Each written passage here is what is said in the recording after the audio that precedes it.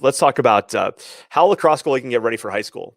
Okay, so this is the time of year where a lot of kids, that they um, eh, the this is the time of the year where high school's coming, right? And so a lot of kids are making the jump from, you know, JV to varsity or middle school to high school, or it doesn't, whatever, this club to that club. It's all the same. And so I wanted to share a couple stories that hopefully will help your goalie, because the idea here is number one is that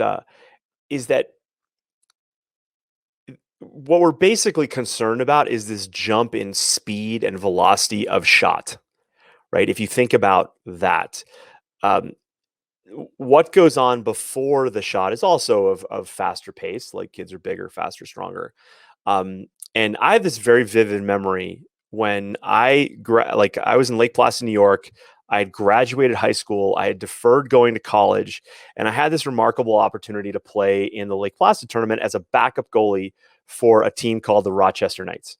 And the Rochester Knights were actually just Syracuse lacrosse guys. There's a very wealthy guy who had a summer home in Lake Placid, and he was from that area.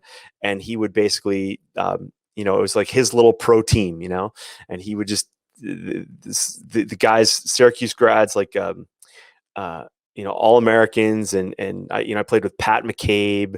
I played with a guy named Charlie Lockwood, who they called Juice because Charlie was like jacked as a midi. He used to just run people over, and while I had played, from eighth grade, I played with a summer men's team at the Bigataway tournament in Babson College, and and and so I was used to playing with guys who were older than me, but this was different because these guys were like Division I All-Americans. Some had just graduated, some were still playing, and I was the backup. And I backed up a kid named Pat McCabe, or sorry, not Pat McCabe.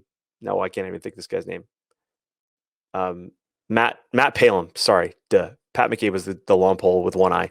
Matt Palem, who is now a referee, and you see him in the NCAA Final Four. So anyway, Charlie Lockwood said, "Hey man, you want to warm up?"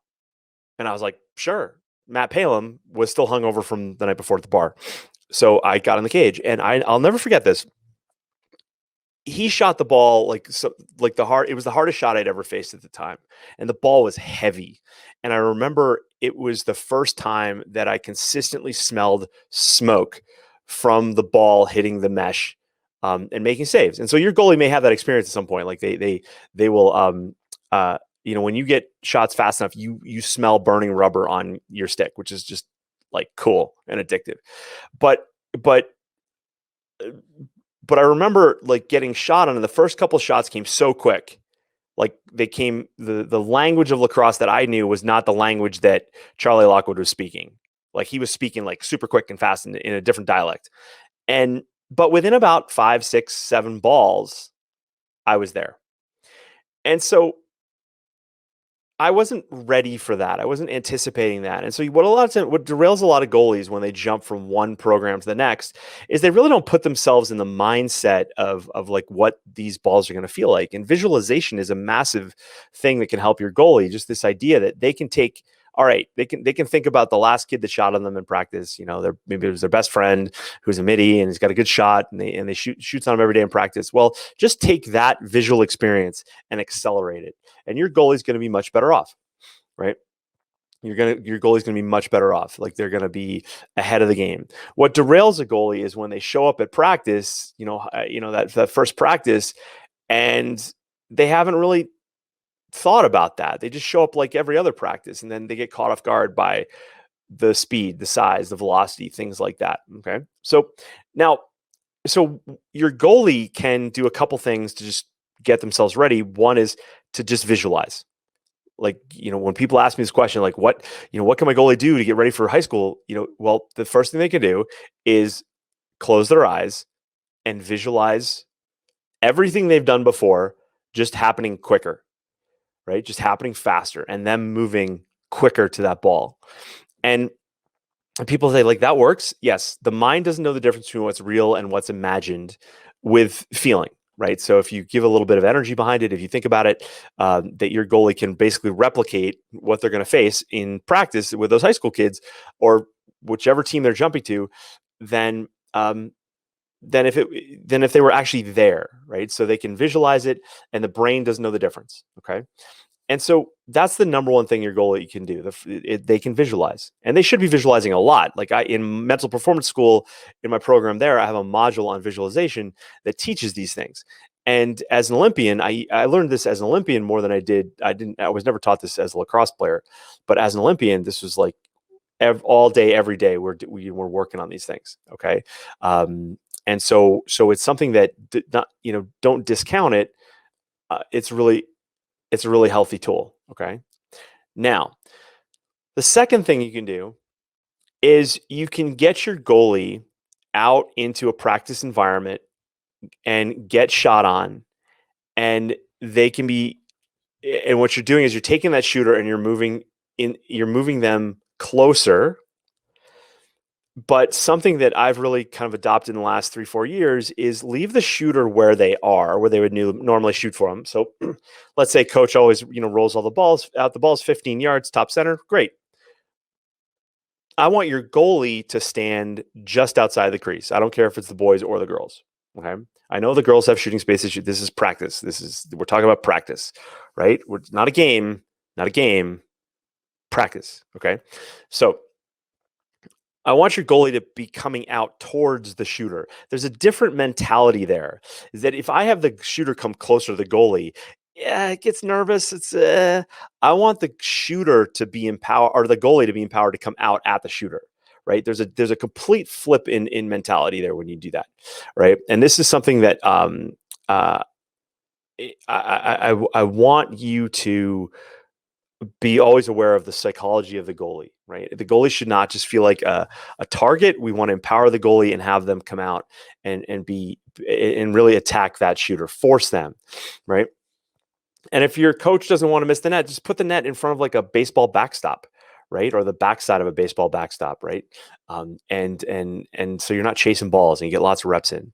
So that's the second thing is really kind of put your goalie in a situation where they're forcing the issue, not being a target to it. Okay. But you can also kind of play that game kind of back and forth. The third thing that you can do is, and the most proactive thing you could probably do is get your goalie in front of some of those shooters. Okay. And only the most not toxic's not the word, but just not very friendly lacrosse programs. If you reached out to the coach or somebody, or usually like we're 6 steps away from Kevin Bacon, so you're like 1 step away. You're 1 step away. Brian James, I see you, buddy. Take care. You're 1 step away from knowing somebody who knows that, like the captain of the varsity program, boys or girls. Well, maybe you can arrange a shoot around, right? Maybe you can arrange a shoot around, some, pizza and ice cream and sodas and just have some fun, right? Controlled chaos, but get your goalie out there so that they, it's not like they're being thrown in the fire when that first practice comes. Because what drives me crazy is like every season, when a goalie makes a step up from one program to another, I'll get a phone call from a goalie, parent going like, "Oh my God, my goalie's like totally about ready to jump off a bridge. Like, what do we do?" And I'm like, "Well, you should have talked to me like 6 months ago, but all right, let's get him back on the horse, right? Like, let's do that." And so, for some of my coaching clients, a lot of my coaching clients come to me like they're busted and we got to fix them. Whereas I just want you to be proactive before that even, we don't even want to have that happen, right? But being proactive in this situation is really, really important. And I'll tell you this, like, so one of the things, like a lot of you listening to me right now will say like, well, my goalie does this all the time. My goalie always plays up or plays with the older kids. But there's something about that transition, especially from junior high to high school, not so much JV into varsity. It's like, oh my God, this is it. This is what I've been waiting for. Right. And I would say like goalies have 2 waves of development. One is that like rush to develop them to get them recruitable. right? So that they can be recruited. And then once they get onto a campus, it's like the second wave of development to get them to be a starter, right? And be an impactful goalie on that program. So there's two waves there. And what derails a lot of goalies is they get that first one right, and they finally get into college, and then they're like, yeah, I made it. Cool. And then they're like, oh shit, there's like 6 other goalies here that are as good as me, if not better. And now I really got to work. Yeah, you do. Right. So getting ahead of that again is really important. So how early should you start thinking about it? Yesterday, right? Can't start too soon. Okay. It's all progression. It's all about progression. But if you're not smart about it, if you don't have it in the back of your head, your goalie may show up for tryouts or whatever and have a bad experience. And if they're not mentally stable, or if they're not mentally prepared for that challenge and it doesn't go well, they could be done. So we don't want that. All right, we don't want that. We don't want that at all. Okay.